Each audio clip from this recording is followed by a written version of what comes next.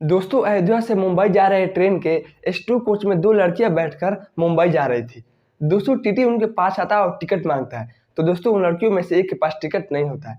जिस मौके का फायदा उठाकर टीटी इन दोनों से बातें करने लगता है। कभी पर अपनी ड्यूटी निभाने के लिए इधर उधर जाता और फिर वापस से लड़की के पास आकर बैठ जाता और इनसे ढेर सारी बातें करने लगता। दोस्तों, टीटी को इन दोनों से बातें करने की वजह से इन दोनों को भी काफी अच्छा लगने लगा। उन लड़की को परिवार वाले दूसरे डिब्बे में बैठे थे। वो इस सफर से अनजान थे कि इस सफर में आखिर चल क्या रहा है। दोस्तों, बहुत ही अच्छी कहानी, बहुत ही रोमांचक कहानी। आइए जानते हैं पूरी कहानी से वीडियो में। लेकिन वीडियो में आगे बढ़ने से पहले बस वीडियो को लाइक करके चैनल को सब्सक्राइब कर लीजिए ताकि मेरा हौसला बढ़ता रहे। दोस्तों, जो टीटी होता है उसका नाम संजय गुप्ता होता है और जो दो लड़कियां होती है उनमें से एक लड़की का नाम रेशमा 26 साल और दूसरी उसकी बहन का नाम अंकिता 21 साल होता है। दोस्तों, उन लड़कियों के पास टीटी आता है और टिकट मांगता है। तो दोस्तों, रेशमा जवाब देती है कि सर, मेरे पास टिकट नहीं है, मेरा टिकट मेरे ससुर के पास है। दोस्तों, टीटी चौंक जाता है। टीटी देखता है कि ना माथे में सिंदूर और ना ही पैरों में बिछिया और ना ही हाथों में कंगन। भला इसके टिकट इसके ससुर के पास कैसे हो सकते हैं। दोस्तों, ये बात सोच ही रहा होता है, तब तक रेशमा कहती है कि सर, वो लोग B2 में बैठे हैं।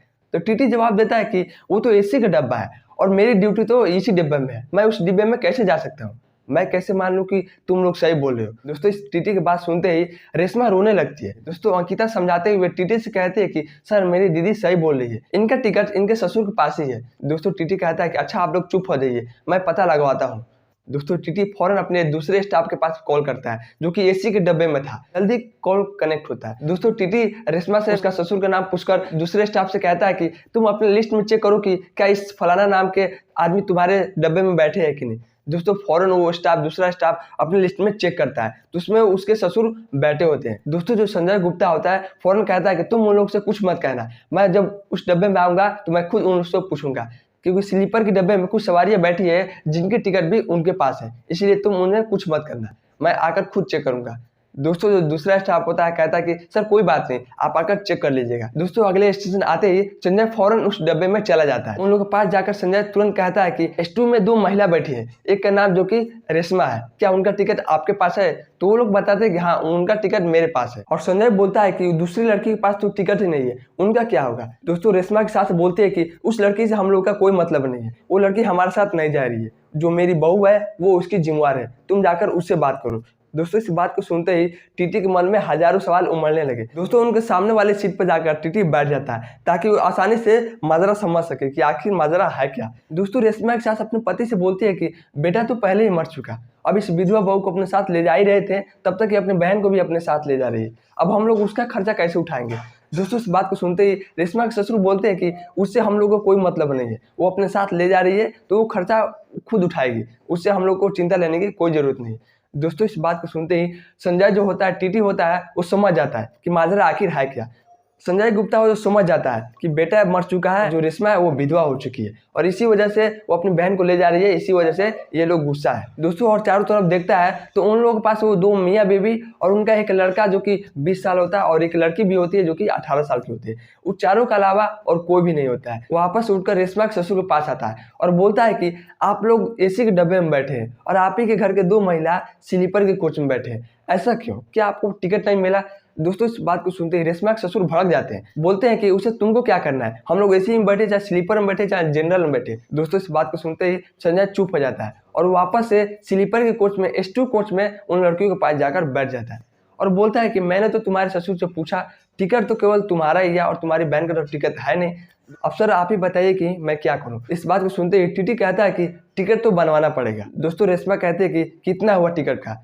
दोस्तों, फौरन टीटी कैलकुलेट करता है तो बताता है कि आपकी बहन का टिकट 900 रुपये का हुआ है। दोस्तों, रेशमा अपने पर्स से कुछ पैसे निकालती है और अपनी बहन से भी कुछ पैसे लेती है, कुल मिलाकर 1000 रुपये होते हैं। उसमें से 900 रुपये संजय गुप्ता को दे देती है और टिकट भी वो अंकिता के हाथ में थमा देता है। तो तब तक वहाँ पर खाना भी आ चुका था, क्योंकि रेशमा ने पहले ही खाने का ऑर्डर दे दिया था। दोस्तों, खाना देखते ही रेशमा कहती है कि अब हम लोग को नहीं चाहिए खाना। दोस्तों, वो आदमी कहता है कि अभी तो आपने ऑर्डर दिया था, अब आप बोल रहे हैं कि मुझे खाना नहीं चाहिए।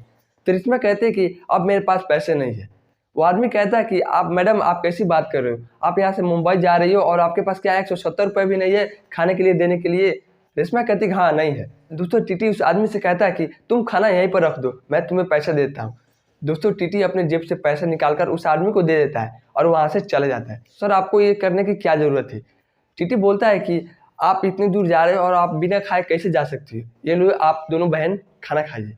उसके बाद दोनों बहन खाना खाती है और टीटी भी मौके का फ़ायदा उठाकर उनके पास बैठ जाता है और बातें का सिलसिला फिर से चालू हो जाता है। दोस्तों टीटी कहता है कि आपके ससुर और आपके परिवार वाले एसी के डब्बे में बैठे हैं और आप दोनों बहनें स्लीपर की कोच में बैठी है, ऐसा क्यों? दोस्तों रेशमा कहते हैं कि ये बात तो आपको उन लोगों से पूछनी चाहिए। दोस्तों टीटी कहता है कि मैंने तो उन लोगों से पूछा लेकिन तुम्हारे ससुर भड़क गए। रेशमा कहती है कि वो लोग ऐसे ही बात करते हैं। टीटी कहता है कि आप लोगों के परिवार वाले आपकी बहन को ले जाने से गुस्सा है, तो आप अपनी बहन को अपने साथ क्यों ले जा रही है? दोस्तों रेशमा कहते हैं कि मेरे घर में और कोई नहीं रहता है, मेरे घर में केवल 2 लोग रहते हैं, मेरे मम्मी और मेरे पापा। वो भी गाँव में रहते हैं और मेरी बहन कुछ पढ़ी लिखी है, तो गाँव में कुछ है नहीं, इसीलिए वजह से मैं अपनी बहन को अपने साथ ले जा रही हूँ ताकि किसी कंपनी में काम लगा दूंगी और अपने काम कर कुछ पैसा कमाएगी। इसी वजह से मेरे सास ससुर भी नाराज है। उन लोगों को ये अच्छा नहीं लग रहा था और अपनी बहन के ले जाने की वजह से अब वो मेरा टिकट भी नहीं कटा रहे थे। मैंने किसी तरह अपने पास कुछ पैसे दिया तो वो मेरा टिकट कटवाए, इसी वजह से वो लोग मेरे से गुस्सा है। तो फिर टीटी कहता है कि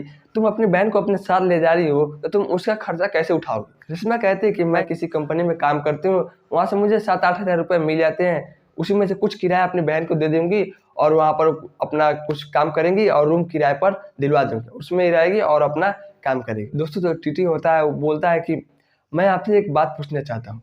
तो रेशमा कहते हैं कि सर मुझे पता है कि आप क्या पूछना चाहते हो। रेशमा कहते हैं कि आप मेरे पति के बारे में जानना चाहते हो। तो टीटी कहता है कि हाँ मैं आपके पति के बारे में ही जानना चाहता हूँ। तो रेशमा बताते हैं कि मेरा पति बहुत एक नशेड़ी आदमी था, बहुत ही शराब पीता था, इसी वजह से वो मर गया। तो टीटी बोलता है कि क्या आपको पहले नहीं पता था कि वो शराब पीता है?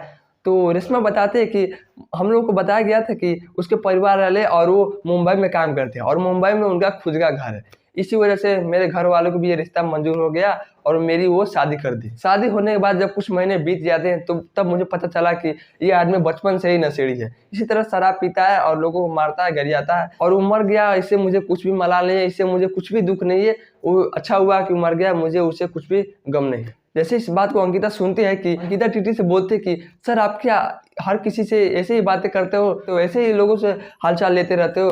तो टीटी बोलता है कि नहीं, मैं तो इसी तरह समाज को जानने के लिए मैंने आपको पति के बारे में पूछ दिया, अगर आपको बुरा लगा है तो मैं जा रहा हूँ। दोस्तों टीटी वहाँ से जाने लगता है, लेकिन तब तक रेशमा रोक लेती है और बोलते हैं कि सर क्यों आप बुरा मान गए, इसमें बुरा मानने वाली कौन सी बात है, आपने बस केवल मेरे पति के बारे में ही पूछा था, उसमें कौन सी बड़ी बात है, आइए बैठिए। दोस्तों टीटी फौरन आकर फिर उन दोनों के पास बैठ जाता है और बातें फिर से इसी तरह रफ्तार पकड़ लेती है। तो रेशमा समझाते हुए टीटी से कहते हैं कि जब हमारे ऊपर मुसीबत आता है तब हम लोग को पता चलता है कि कौन अपने है और कौन पराये है। भगवान न करे आपके साथ कुछ अनहोनी हो, कुछ संकट आए, लेकिन अगर आपके पास कुछ संकट आया और कोई मुसीबत आया तब आपको एहसास होता है कौन अपने है और कौन पराये है। दोस्तों इस बात को सुनते ही टीटी बोलता है कि बहुत ही बढ़िया, आपने जो बात कहा है एकदम 100% सच है, जब जरूरत पड़ता है तभी लोग अपने अपने का साथ छोड़ देते हैं। टीटी कहता है कि अब मुझे यहाँ से जाना पड़ेगा, अब मुझे तुम लोग से विदा लेना पड़ेगा क्योंकि मेरी ड्यूटी लखनऊ तक ही है और लखनऊ स्टेशन आने वाला है, तो मुझे जाना पड़ेगा, मैं जा रहा हूँ। दोस्तों टीटी वहाँ से उठकर जाने लगता है। ये दोनों लड़कियां बहुत ही उदास हो जाती। टीटी ने इन दोनों की इतनी मदद की थी, इन दोनों का सफर बहुत ही आसान किया था। अगले स्टेशन आते ही टीटी स्टेशन पर उतर जाता है। उसके बाद रेशमा और सो जाती है। जब अगले दिन सुबह होता है तो इन दोनों के कान में गुड मॉर्निंग का आवाज़ सुनाई देता है। दोस्तों जैसे ही वो देखती हैं तो वो और कोई नहीं बल्कि संजय गुप्ता होता है। जैसे ही संजय गुप्ता को अंकिता देखती है कि अंकिता बोलती है कि सर आप गए नहीं, आप तो लखनऊ स्टेशन पर ही उतर गए थे, तो आप फिर कैसे चले आए? दोस्तों टीटी कहता है कि मुझे जाने का मन ही नहीं हुआ, मैं उतरा तो था लखनऊ स्टेशन पर लेकिन फिर दौड़कर चढ़ गया। अच्छा आप लोग कैसे हैं? दोनों बोलते हैं कि सर हम लोग बहुत ही बढ़िया है, अभी अभी उठे हैं, ब्रश किए हैं। टीटी बोलते हैं कि क्या अभी तक तुम लोग नाश्ता नहीं किया? तो बोलते हैं कि अभी तो ब्रश किए हैं, नाश्ता भी कर लेंगे। तब तक वहाँ पर चाय वाला और ब्रेड वाले भी आ जाते हैं। टीटी फौरन उन लोगों से नाश्ता लेता है और इन दोनों की तरफ बढ़ाते हुए कहता है कि ये लीजिए नाश्ता कीजिए। दोस्तों ऐसा देखकर इन दोनों बहनों को भी काफी अच्छा लगता है। टीटी भी उनके पास बैठ जाता है और नाश्ता करने लगता है। दोस्तों उसके कंपार्टमेंट में ही 5-7 लोग और बैठे थे, वो भी इस नज़ारे को साफ साफ देख रहे थे। वो भी इस बात को सुनने की कोशिश कर रहे थे कि आखिर ये लोग बातें क्या कर रहे थे। सर आपका ड्यूटी तो लखनऊ खत्म हो रहा था, लेकिन आप फिर से लखनऊ स्टेशन से आप ट्रेन में चढ़ गए, अब आपको कहाँ तक जाना है? तो दोस्तों टीटी जवाब देता है कि अब तो मुझे मुंबई तक जाना है। टीटी ने ऑनलाइन के जरिए 1-2 दिन तक छुट्टी ले ली थी। दोस्तों इस बात को सुनते ही दोनों बहनें काफी ज्यादा खुश हो जाती है। वहाँ पर जो कंपार्टमेंट में जो और लोग बैठे थे 5-7 लोग, वो भी खुश हो जाते थे क्योंकि जो टीटी नाश्ता इन दोनों को कराता था वो नाश्ता भी उन लोगों को भी करा दिया करता था। वो सारे डिब्बे के लोग खुश रहते थे। समय बीतता गया, फिर रात के 10 बजने वाले थे। ट्रेन मुंबई जंक्शन पर पहुंचने वाली थी। टीटी रेशमा से बोलता है कि मैं यहाँ पर 5 सालों से नौकरी कर रहा हूँ, शायद ही ऐसा हुआ है कि मेरे साथ जो पैसेंजर मिले हो वो दोबारा कभी मिले, उनसे दोबारा मुलाकात कभी होता है नहीं। तो मैं चाहूँगा कि आप अपना नंबर दे दीजिए ताकि कभी कभार बात हो जाएगी। दोस्तों इस बात को सुनते ही रेशमा कहते हैं कि सर मैं अपना नंबर तो नहीं दे सकती, लेकिन आप अपना नंबर दे दीजिए, मैं कॉल करूँगी। दोस्तों टीटी रेशमा को फ़ौरन अपना नंबर दे देता है और टीटी कहता है कि आप कॉल ज़रूर करिएगा। तो रेशमा बोलते हैं कि सर आप इतने अच्छे हैं, आपने मेरी इतनी मदद की, तो हम लोग ज़रूर कॉल करेंगे। उसके बाद लगभग रात के 10 बजे ठीक मुंबई जंक्शन पर ट्रेन पहुंच जाती है।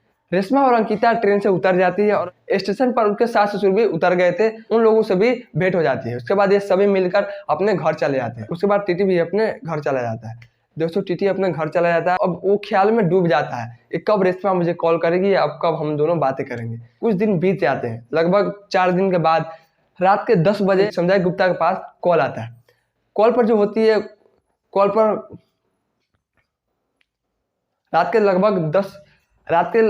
लगभग 9 बजे कॉल आते हैं।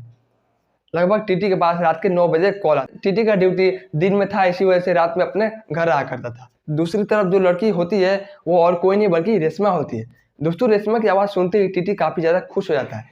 टीटी को काफ़ी अच्छा लगने लगा। मैंने तो सोचा था कि अब आप लोग मुझे भूल गए। तो रेशमा बोलती है सर कैसी बात कर रहे हो, आपने हम लोगों की इतनी मदद की, आपकी वजह से हम लोग का सफ़र इतना सुहाना हुआ, तो सर भला मैं आपको कैसे भूल सकती हूँ। रेशमा कहती है कि सर मैं जैसे ही अपने घर पहुँची तो मेरे घर में कुछ परेशानियां चल रही थी, इसी वजह से मैं आपको कॉल नहीं कर पा रही थी, और आज ही मैंने अपनी बहन के लिए एक कमरा ढूंढा है और आज ही मैं उसके पास हूँ। इसी वजह से सोचा कि चलो मैं सर से कुछ बातें कर लेती हूँ, तो मैंने आपको कॉल कर दिया। तो टीटी बोलता है कोई बात नहीं, अच्छा आप लोग कैसे हैं? हम लोग बढ़िया हैं। तो टीटी बोलता है कि आपके सास ससुर वो भी कैसे हैं? तो बोलते हैं कि सब बढ़िया है, उनका क्या ही पूछना। तो दोस्तों बातें इन लोगों को फोन पर चलने लगती है। रेशमा बोलती है कि सर मैं आपसे एक बात पूछना चाहती हूँ कि क्या आप मेरी बात का जवाब देंगे? तो टीटी बोलता है कि बेशक पूछिए, क्यों नहीं पूछ सकती, आप पूछिए। सर आपने ट्रेन में हम लोग की इतनी मदद की और आपने एक अनजान पैसेंजर के लिए आपने इतनी मदद की। आपका ड्यूटी लखनऊ तक खत्म हो रहा था, लेकिन आप हम लोग के साथ मुंबई तक आए। ऐसा हम लोग के साथ आपने क्यों किया? आपको हम दोनों में ऐसा क्या नजर आया कि आपने हम दोनों को इतनी मदद की? टीटी बोलता है कि मुझे तुमसे प्यार हो गया, आई लव यू। दोस्तों इस बात को सुनते ही रेशमा रोने लगती है। रेशमा की सिसकी की आवाज टीटी को सुनाने लगती है। टीटी को लगता है कि रेशमा इस बात से नाराज होगी, लेकिन कुछ देर के बाद ही रेशमा बोलती है कि आई लव यू टू, मैं भी आपसे बहुत प्यार करती हूँ। दोस्तों अब क्या था, इस बात को सुनते ही टीटी बहुत ही खुश हो जाता है। उसके बाद ये दोनों लगभग 2-3 घंटे तक बातें करने लगते हैं। उसके बाद इन दोनों का बात घंटों तक चलता रहता है। उसके बाद से कॉल कट कर देते हैं। कॉल कट करने के बाद रेशमा फिर से रोने लगती है। अंकिता बोलती है कि दीदी क्या हुआ, आप सर से क्या बात हुई और आप रो क्यों रहे? दोस्तों रेशमा अपनी बहन अंकिता को समझाते हुए कहते हैं कि सर हमसे ऐसी बातें कर रहे थे, सर बोल रहे थे कि मुझसे शादी करना चाहेंगे, तो मैंने बताया कि मैं विधवा हूँ, तो आप मेरे से शादी कैसे कर सकते हैं? वो अपनी पूरी कहानी मुझसे बताएं। तो अंकिता बोलते कि उनका क्या कहानी था, मुझे भी जरा दीदी बताइए। तो रेशमा बताते हैं कि उनको भी काफ़ी दुख पहुंचा है, उनके घर वाले की भी स्थिति काफ़ी खराब थी, इसी वजह से वो हम लोगों का दर्द समझ सकते हैं। वो बताते हैं कि जब वो 2 साल के थे तभी उनके पिता की मृत्यु हो गई। तब से उनकी माँ अपने बेटे को पढ़ाने के लिए वो दूसरी शादी नहीं की और अपने बेटे को दिन रात पढ़ाने के लिए मेहनत करके अपने बेटे के लिए पैसा इकट्ठा करके अपने बेटे को पढ़ाते हैं। लोग ताना मारते रहे, लेकिन बेटे की नौकरी हो जाता है और इसी वजह से सर चाहते हैं कि वो एक विधवा लड़की से शादी करें। वो लोग पहले ही तय कर चुके थे कि अब वो जब शादी करें तो एक विधवा लड़की से ही करेंगे, और शायद इसी वजह से सर मुझे शादी करना चाहेंगे क्योंकि मैं भी एक विधवा हूँ। दोस्तों रेशमा कहते कि बहन तुम ही बताओ कि अब मैं क्या करूँ? अंकिता बोलती है कि दीदी सर बहुत ही अच्छे हैं, सर हम लोग के साथ इतने ज़्यादा अच्छा सलूक किया, हम लोग को इतना मदद किए, तो मैं तो यही कहूँगी कि तुम सर से मुलाकात करो, तुम जल्दी सर से शादी करो, तुम्हारा जीवन ताकि और भी अच्छे से गुजरे। उसके बाद ये दोनों 4-5 महीने तक फ़ोन से बातें करते हैं, मिलते हैं। उसके बाद इन दोनों की धूमधाम से शादी होती है। रेशमा के ससुराल वालों को भी पता लगता है, लेकिन वो लोग भी काफ़ी खुश थे। वो लोग सोचे कि मेरे बेटे के साथ रेशमा ने बहुत ही कष्ट सहा है, चलो उसकी शादी एक अच्छे घर से, एक नौकरी वाले आदमी से हो गए, बहुत ही अच्छा। वो लोग भी काफ़ी खुश थे। इन दोनों की शादी हो जाती है, बहुत ही अच्छे से लाइफ इन दोनों की गुजरने लगती है। ये दोनों ही मुंबई में सेटल हो जाते हैं और अपनी बहन को भी ये अपने साथ रखने लगती है। बहन भी कमा रही थी, ये दोनों भी कमा रहे थे, इनकी लाइफ मजे से गुजरने लगती है। तो दोस्तों यही तक कहानी। आपको कहानी कैसा लगा? अच्छा लगा तो वीडियो को लाइक करके इस चैनल को सब्सक्राइब कर लीजिएगा, और हमें कमेंट बॉक्स में जो भी आपको पार्ट अच्छा लगा है कमेंट बॉक्स में हमें जरूर बताइएगा। दोस्तों तब तक के लिए थैंक्स फॉर वॉचिंग।